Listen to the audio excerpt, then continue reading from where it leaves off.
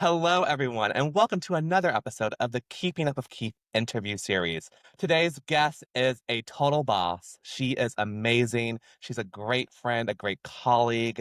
She was a former producer, but now she is a media marketing agency owner. So today we are keeping up with Alicia Rogers. I'm so happy to be here with you. I'm so excited to see your face and live. Yes, absolutely. I'm so happy that you're here today. We have so much to discuss because you have a great journalism career, coming from North Carolina to LA, leading major market coverage. And now you have pivoted out and now you're doing your own thing, being an agency owner. So, first, let's start with how did you get into the journalism industry? What sparked your bug to get inside? Yeah, I have. So I always like joke and say it's like my origin story.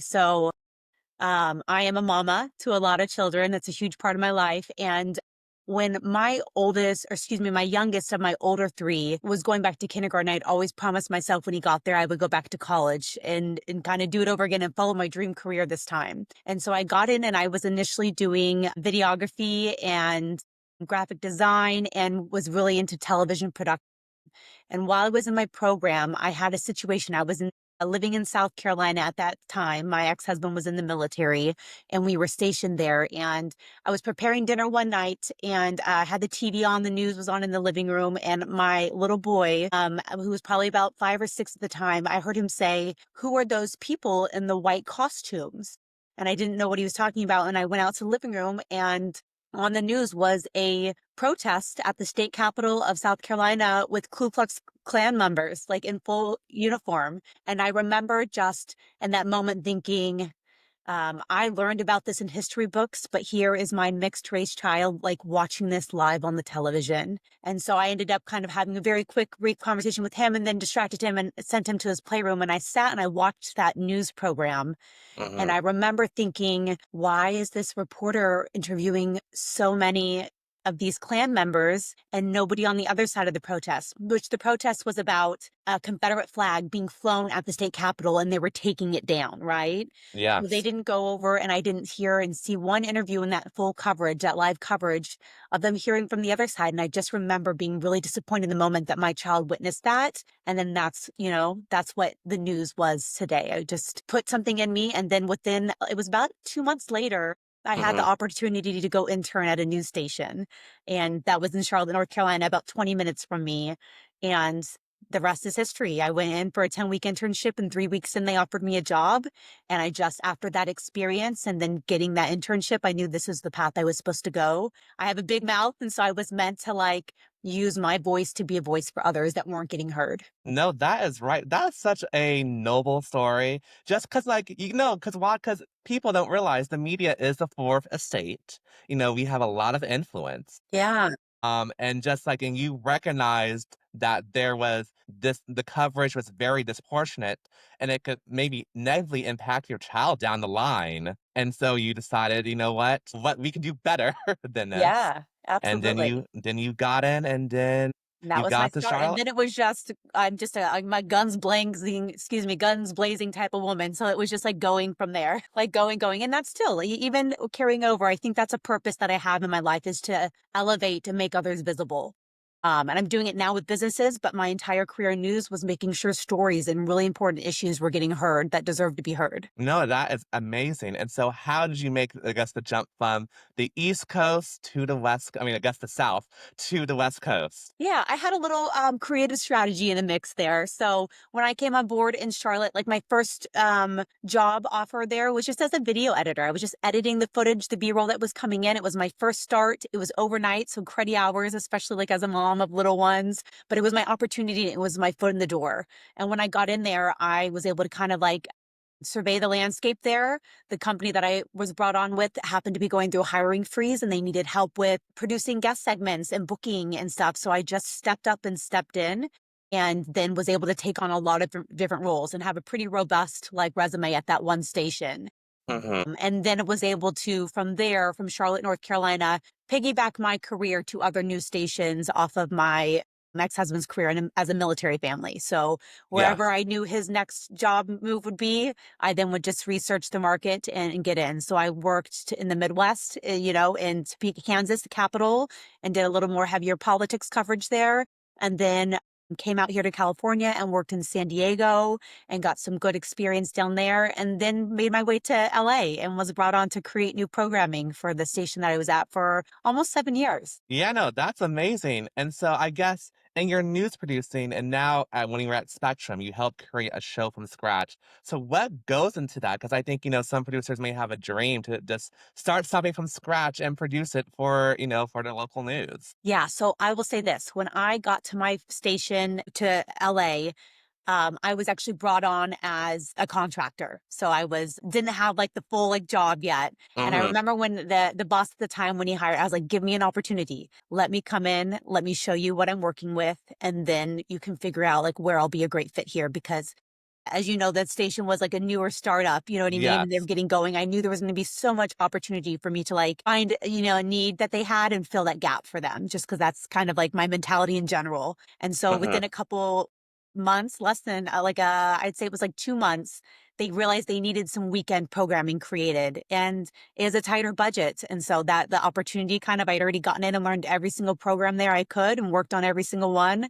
And the planning was it took a we actually spent probably about 2 months. It was a reasonable amount of time to get the programming off the ground. So it came down to like formatting the show layout. It was a lot of work. I will say this. I obviously did a lot of planning to get it going and getting off the ground, but the technical crew, especially within like the parameters that we had with the Yes. studio that we were assigned and the limitations that come sometimes with the weekend and limited crew, it was Hmm. really the technical crew that like were the rock stars and helped me get it off the ground. You know what I mean? On their end. I was like writing and Yes. putting the program together, but they are the ones behind the scenes, like making, like, I had so many ideas and I would go to our director, technical director, and be like, I really want to do this. And he would be like, you're crazy. We can't do that on this budget, but here's an alternative. And maybe we can do this. And it's not the exact same, but it'll get you there. And so that was fantastic that having him like on my side to kind of do all that. Yes, and you were a working mom being a producer. So how did you balance that? Because sometimes journalism is not too kind Yeah. to people with families sometimes. It's you know what? The industry, honestly, and the hours are not kind to families at all. So what happens is you really hope you end up at a station with managers that are parents, even if they're like their kids are grown or that have been through that and that have an understanding. So that I don't believe that it's not about special accommodations. It's about just understanding and some inserting flexibility for everybody as long as it achieves the same mission. So when I went to our LLA station, the boss was amazing. He provided flexibility. I got the job done beyond what was expected of me because I was given that flexibility to be able to be a mom and be able to show up for my kids too. And that is rare in the news industry, like as you're mentioning. So I will also say too, I'll credit this to like so many years of moving around so often in the military that you just develop a ability to adapt, and overcome honestly and to remain Mhm. flexible and limber kind of with whatever situation that you're in. Honestly, I do credit that to like a lot of my success, that we should all try and be, as centered in ourselves, but as flexible and nimble with like outside elements, and impacts as we can, because that really has been my driving force to just flow with the direction that my career and my life needs to, and still be able to be that stable force at home with my kiddos. Creativity, as I'm not from LA, I'm not from California. And so I had no support system here. So that was another Yes. thing is as a mom, it's so important for me to like get in and make mom friends and Yeah. like develop a community and support system. And then in areas where I can't create and cultivate that support system, I hire and outsource help. So having like figuring out where I can bring on a part-time nanny in the past at different stages of my career was really important too.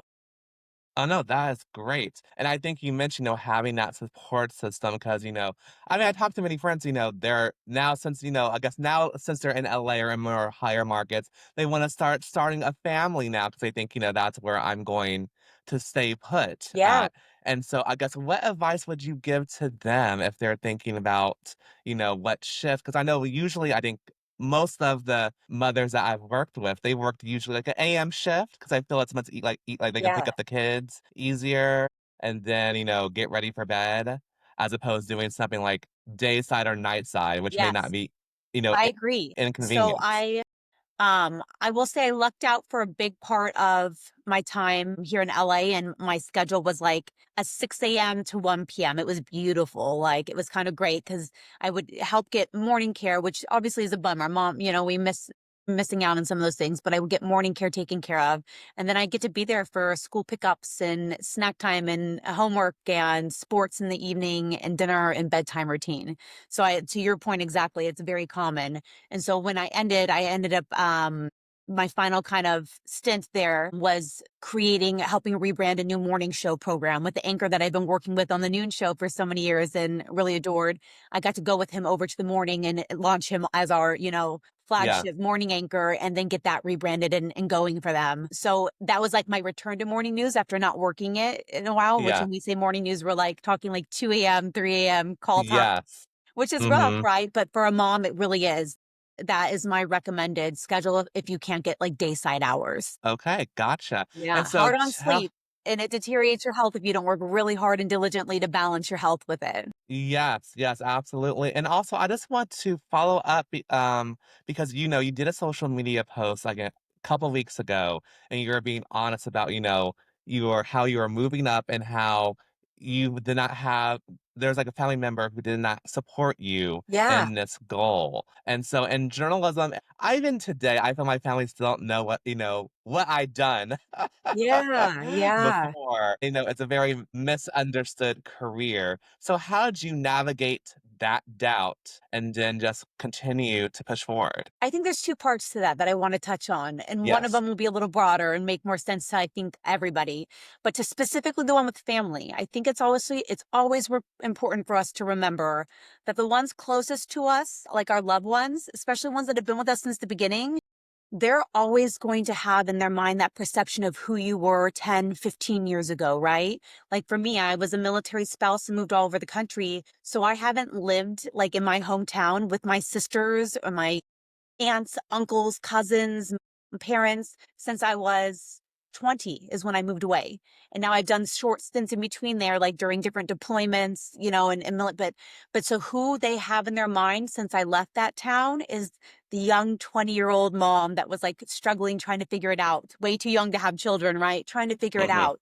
And so that's something that I had to understand when it comes to somebody who doesn't believe in you or somebody that has doubts on you is that their limiting beliefs of who you are can't be your ceiling. Like, and that's what it was. You know what I mean? I know that that family member loves me and I love them so much too, but they will always have those limiting beliefs of who I am because they remember little Alicia. You know what I mean? Or they remember teen mom Alicia, who was way too young to be Yes. having children. And I just lucked out that I had a wonderful family and married my high school sweetheart, right?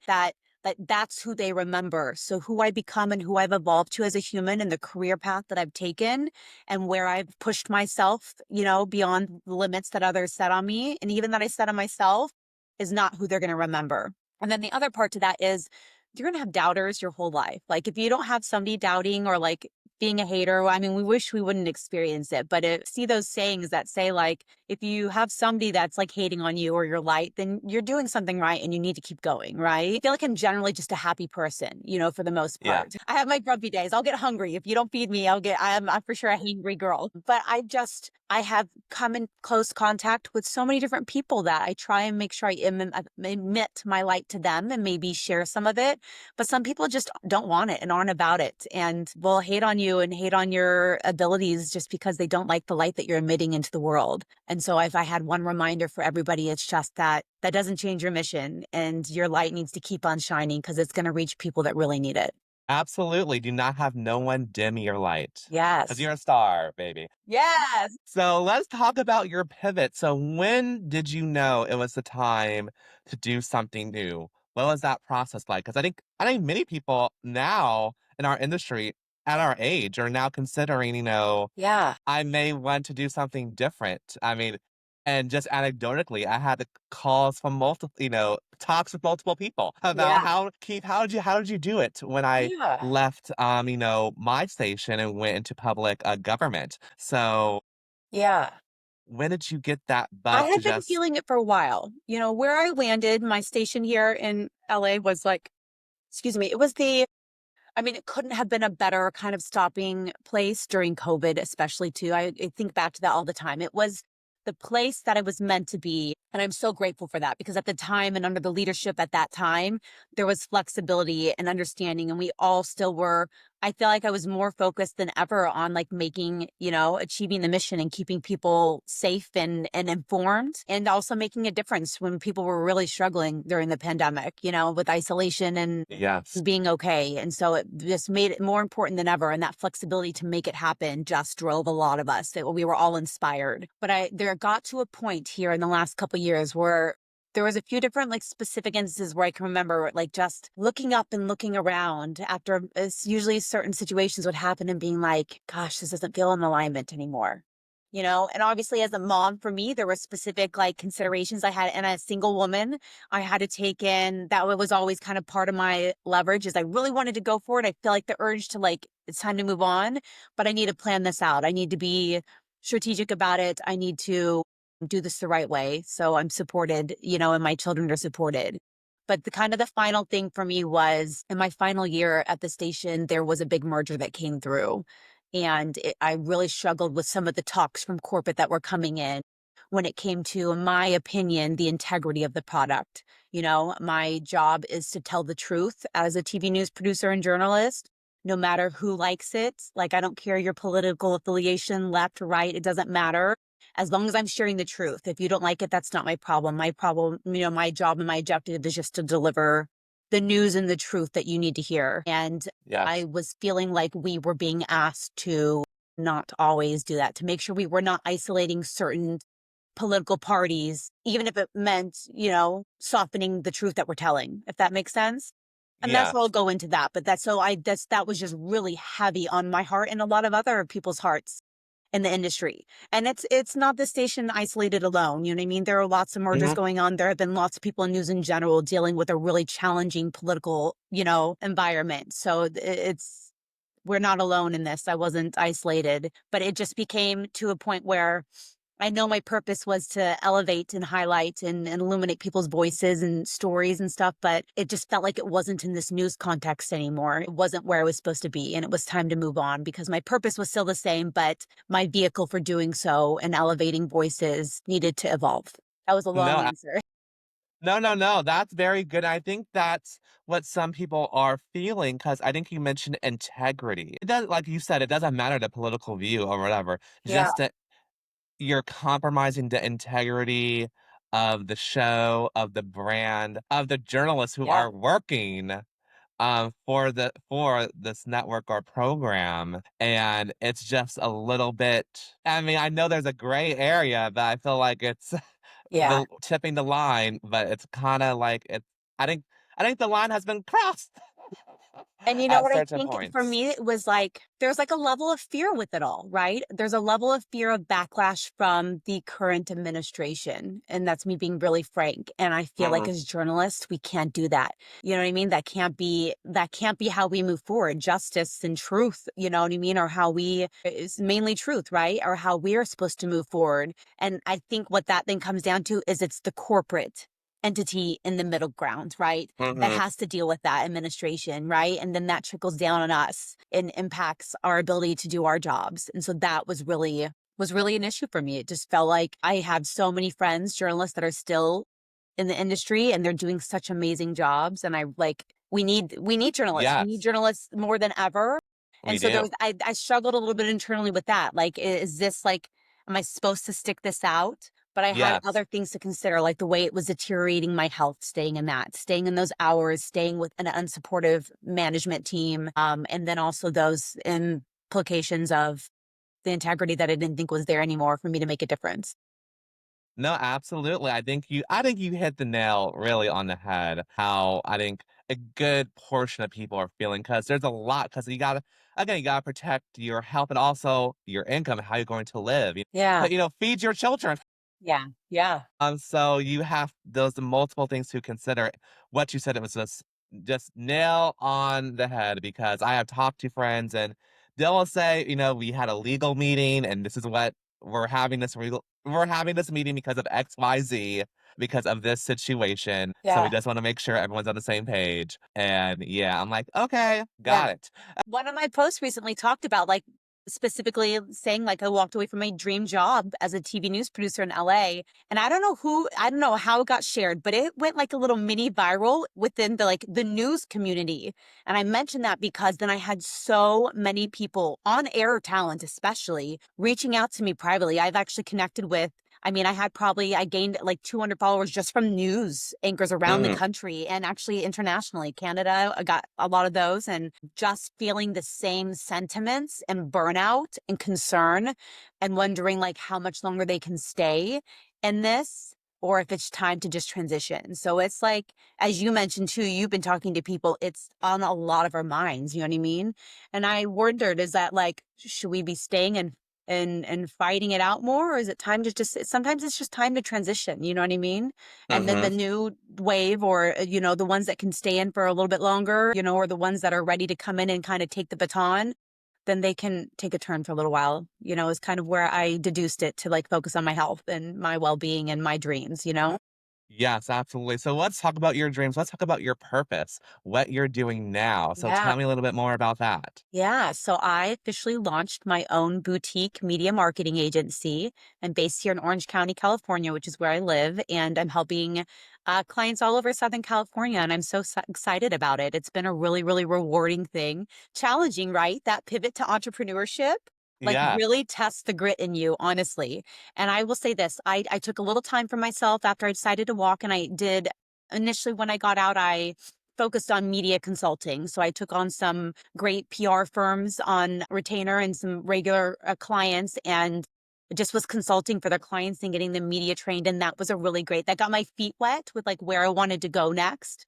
Um, and then I kind of like circled back to really my purpose is still the same. That was like my big thing is I still want to illuminate voices and stories. Storytelling is like just woven into like who I am and who I've always been, with sharing that. And so I realized I can do the same for businesses and brands that like are really deserving of, they have a lot of them have the foundation and framework and they just don't know how to get visible. And so that's what I did. I created my media marketing agency, and now I'm helping small to medium sized businesses and brands with everything from their strategy to their content production to then distribution through paid and earned media on the back end. So full service boutique. Wow. Okay, that's amazing. So Yeah. I guess what skills are transferable from your journalism skills to what you're doing now? Because I think people struggle with, if they want to pivot, how could I transfer those skills that I learned as a journalist, as a producer, into any other job? And actually, you said like media and marketing, that's a common job that people are pivoting to. So Yeah. what skills are transferable? This is something that I'm really passionate about. And I've spoken to so many people who are saying the exact same thing, that struggled with like, this is such a like, in their minds, like a specific job as a journalist, or on air talent. How does it transfer to any of this? But everything transfers. And I will say this, I think my experience of being a stay at home mom and how to transition all those skills of like managing little children to like then managing productions like really Yes. lended its service to me, because there's so many, even obviously I wasn't putting all that in that capacity on my resume, but even my skills of like managing an entire household, right? Sounds so silly, but those are like that project management, number one, right? The skills in any comms field, whether you go corporate or you've worked now working privately, or excuse me, in the government sector and public, or you go private and remain corporate, those skills are all transferable. And that is like my biggest reminder. I've given pep talks to quite a few people recently who have shared that same concern, like, how do I transfer that? And I remind them, you need a specific, if you want to stay in news, then keep your news resume, right? But if you are pivoting out, then you need to sit down and take every single skill set that you have and list them out that you did in news in your role, whether it was on air, because even on air, a lot of them are writing their own stories. They are responsible for posting to digital too, you know what I mean? Getting their articles Mm-hmm. ready for print, and then so many skills. So all that, make your list. And now we're going to put that and transfer it to any other position, you know what I mean, in the corporate world, in the government sector, and they're so transferable. I just want people to remember that. Like, you have so many skill sets that will, and then there might be little tweaks that you need to learn in it, intricacies, and that you'll need to learn when you go into a new field, but it transfers. And I don't want Yes. people to forget that and sleep on that. No, absolutely. Because I would say because whenever I interviewed, out of news, I'll say, "I'm a project manager," because as a producer, I am a project manager. I am Yeah. managing a rundown. I'm managing people, talent. Gotta make sure it's on time, make sure it's correct, and it's no mistakes and, end on time. So Yeah, absolutely. I always say, always use that example, or say, like, if you're doing breaking news, say you're doing crisis communications, because breaking news happens at a drop of a hat, and you have to jump in and just, you know, go into it. Because I Yeah. remember, gosh, when I left Spectrum and went to NBC LA, I have not touched a news rundown in 2 years, like, literally, because I was doing more weather and digital at Spectrum, so Yeah. when I got to NBC LA and I was, like, assigned to do a weekend newscast, I'm like, "I have not done this in 2 years." And then Yeah. then the president drops out of the election, and I'm just like, "Oh, darn it." There we go. But that crisis communications transfers Yes. to so many different, you know what I mean? Even if you won't necessarily need it in your role for your potential employer, especially if you're going to, stay in kind of the W-2 route, for them to know that you have that crisis communications background, you can understand that crisis PR specifically as like a journalist is so like important. I mean, now more than ever, right? Like I feel like Yes. every other day we're like getting whiplash from different news and crazy things. So Yeah. being able to communicate effectively under like high pressure in an emergency is like, I wouldn't even say underrated. It's like, it's every bit of like highly rated skill that you could have. You know what I mean? And that's great. Yes, no, absolutely, and I always say when you're transitioning out of media, I mean, out of journalism, learn patience and learn how to slow down because Yeah, because that's really that's actually very interesting that you said that because that is like it still helps me, right? Like especially when Mhm. I like once I've gotten a client onboarded and going, like I can just go on my end, right? But when it comes to that for me right now, when it comes to that client relations, the patience for sure. Like I'm like a go-getter, I want to get it done and then we can flow a little bit, right? Once we've like handled everything. But that's not always your on your client's time and they're often very busy like entrepreneurs, founders, CEOs, like they're doing a lot and have a lot on their plate. So that patience with the client, relationship there has been really important. Yes, no, absolutely. So what is your typical day being an agency owner? Yeah, so I'm still like in the beginning stages, which is so the excitement's all still there. Yes. Thankfully. It keeps me going. So I think that's my biggest thing. Is I choose my own hours now. I'm obviously coordinating with my clients and stuff, but it kind of it varies and it gives, give or takes.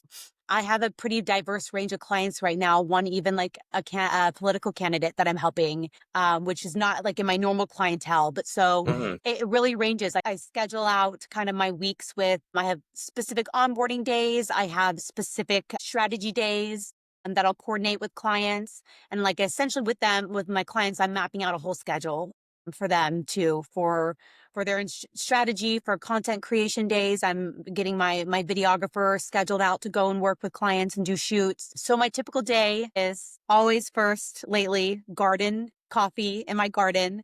I get started there. I do a couple moments of like that I didn't do. So this is a new thing for me and it's been really, really good for my health is like getting started and centered for the day. And then I start on kind of my clients. I have my to-do list that I set the day before and I just start tackling that. Big part of me in the beginning stages is obviously making sure my foundation is really set. So I'm still doing business related things too and making sure that's all good. And then just a lot of communications, a lot of time behind a keyboard.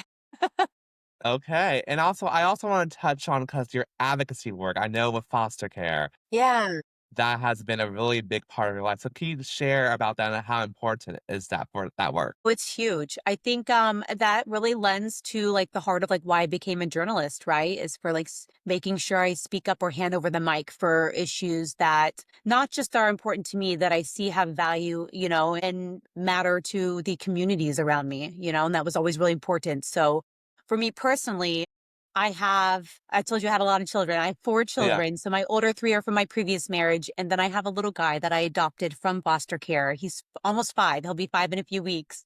Yeah. And so that's where my kind of advocacy for the system for foster care really came in. I have covered it, and obviously it's been will always be a subject that's probably close to a lot of people when they see videos or they hear stories about it, just because the foster care system is such a devastating, Mhm. situation that we have here in the US.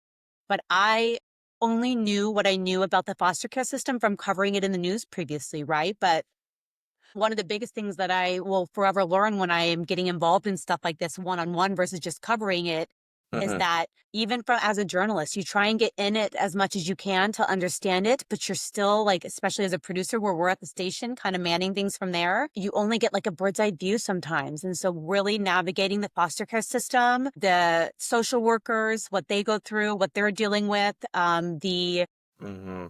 and obviously I got my little guy when he was just 3 months old, and he had a very specialized medical situation that we dealt with from for quite a while. But a lot of even focusing on what older children go through the system and how they're just Yes. bounced around, how their belongings are placed in trash bags. They don't even have a proper suitcase to go from foster home to foster home. Just the trauma within the system is just was really devastating for me to see, because what happened is obviously I was navigating it for myself as a foster mom and the Mhm. court system as well, and family court, and then you have just kind of multiple different courts going on at one time, but really then getting connected and getting moved to then connect with other former foster youth to hear their stories. And I was able to then help and come on and advocate with a beautiful nonprofit organization. And so I say all that to say my personal experience is what prompted me to go even deeper on this issue. But at the end of the day, I think like if I remind anybody of anything is you don't have to be personally impacted to get involved in a situation. Mine just kind of led me into it and threw me in there, and I met the right people that I could continue advocating. But yeah, that's where it all started, is that I fostered and then adopted. And uh, the foster system makes me very sad. We have over 400,000 children, youth within the foster system that are getting left behind in this country and that are falling through the cracks all the time. Yes, yes, absolutely. And so I want to pivot. And so let's talk about some hot topics real quick before we wrap this up. Okay. So, what is your thoughts of what's going on? Because I think right now, journalism's having an internal, I guess, debate, struggle, how you want to call it, with the creator, journalist versus content creator, influencer. Does that have a place in journalism? What are your thoughts? You know what's interesting is if you would have asked me this question maybe 4 years ago, I would have maybe had a different answer. So obviously I feel like my number one concern and where my mission was when working actively in news as a journalist and TV news producer is accuracy and truth. Like that's what I wanted to bring. And so that will Mm-hmm. forever be my concern when it comes to content creators or influencers that are stepping into those roles, is that they haven't been trained and are not living by those same kind of code of ethics, right? And different parameters to make sure they're delivering the truth and balance as well, right? So Yeah. that's obviously will always be a concern. But I will share this different side of it that I maybe didn't have 4 years ago, and that my concern with where the journalism industry is going because of corporate America and where things are happening up top and the Mm-hmm. way it's, I feel like, being diluted and challenged and compromised is a good word. Compromised Yes. more than ever for dollars makes me open my eyes a little bit more with grassroots journalism and the Mm-hmm. importance of that. Now, I don't know if you're necessarily consider that specifically just creators and influencers, but even Mm-hmm. just the emergence of we had multiple journalists that had issues that I know in LA that went on and became independent journalists and worked for Yes. independent publications because they felt like this truth was being stifled to appease the powers that be. And they're doing really great with it. I don't know that they're making the same money that you would in corporate. That will always Yes. be, because at the end of the day, it's as journalists, we weren't in it just for money, right? But we do have Yes. to survive, and we have to feed our children and our families, and we got to pay Yes. rent and just like everybody else. And so, yeah, those are where my thoughts are with it. Obviously, the need for truth, emergence of AI and technology, Yeah. and the World Wide Web and social media. It's a big challenge. I have thoughts, and I can say and be honest and say I don't have all the solutions, though. Okay. And then I'm gonna ask this Barbara Walters question, because I was told she always asks every guest this question, so I'm gonna try it out on you. Okay. So, who is Alicia Rogers today? Alicia Rogers today is visible and more authentic than ever. Alicia Rogers is, I feel like we are talking in third person. Yes. Alicia Rogers is vulnerable and ambitious as ever and healthy. Yeah. I love that. I love that. And also, before we wrap up, I'm sorry, what is Alicia keeping up on these days? What are you Ooh. keeping up on? Listen, I have obviously been very busy with getting started with my business, but I'm keeping up with, my garden takes a lot of time. I'm going to be honest and say I don't keep up with as many other things as I used to because it's like prime planting and gardening season.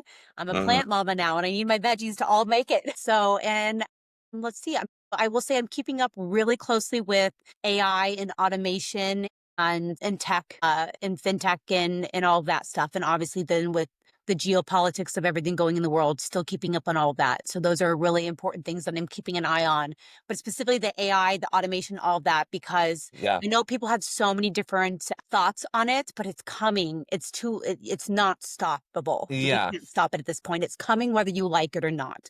And I do Mhm. believe that there is a possibility to figure out what that looks like for you or for me as a business owner, right? With businesses that I'm advising, and knowing that they need to automate some things or they're going to get left behind. So I feel like there's a way to navigate it as ethically as you can, with the understanding that you can and still know that there's no stopping it. So there are Mhm. people that are going to get left behind if they don't just embrace it to some extent, and figuring out Yes. how we navigate it as a society.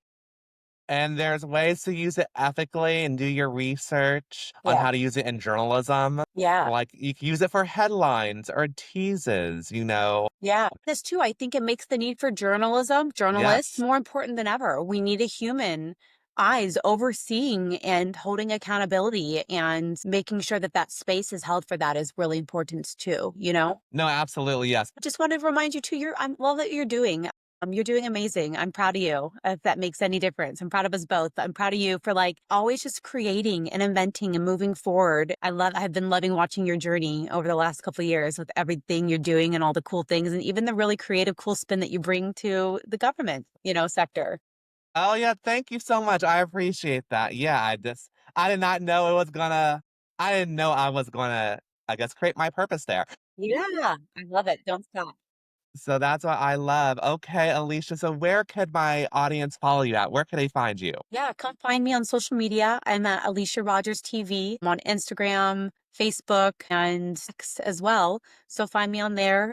You can also check out my agency, Lumicast Agency. My site actually, new site goes live this next week. And so I would love for people's support. Come check me out, reach out. And if anybody sees this and they have considered, especially any women specifically, kind of their path to like exit news and or just in general reinvent themselves, reach out. I would love to talk with you and maybe hopefully inspire or encourage you a little bit. That is amazing. Yes, yes, yes. I co-sign that. Yay! Yes. So that is great. So remember, everyone, you can follow me on all my platforms. That is TikTok, Instagram, and YouTube at Keeping Up with Keith. So again, everyone have a great day. Thank you, Alicia, so much, You're and welcome. talk to Thanks you for having next me. time.